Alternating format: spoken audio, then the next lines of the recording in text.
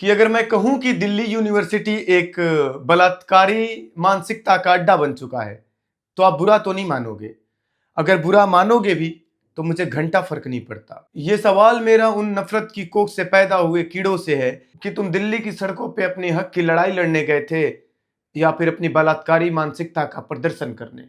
रुचि तिवारी की जाति पूछकर उन्हें घेर लेना, उनके कपड़े फाड़ने की धमकी देना और उन पे शारीरिक हमले की साजिश करना, क्या यही तुम्हारी क्रांति है? तुम समानता की बात मत करो, क्योंकि तुम रेपिस्ट कल्चर के वो नए चेहरे हो जो किसी भी बेटी के अस्मत पे दाव लगा सकते हैं। तुम जैसे लोग इस समाज सुधार के लिए नहीं बल्कि इस देश को खोखला करने वाले एक वैचारिक आतंकवादी हो। वो एक लड़की रुचि तिवारी जो अपना धर्म निभा रही थी और तुम भेड़िया बन के उनकी जाति तलाश कर रहे थे।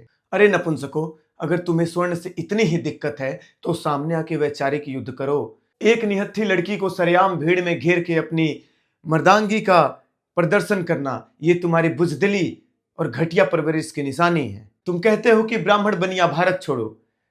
अरे गधो, तुम्हें क्या पता कि ब्राह्मण की ज्ञान और बनिया की लक्ष्मी इस देश के ऋण है, और तुम जैसे परजीवी जिस थाली में खाते हो उसी थाली में छेद करते हो। स्त्री के लज्जा से खेलने वाले तुम सबसे बड़े गद्दार हो। तुम सुधारक नहीं हो इस समाज के, तुम इस देश पे एक भार हो।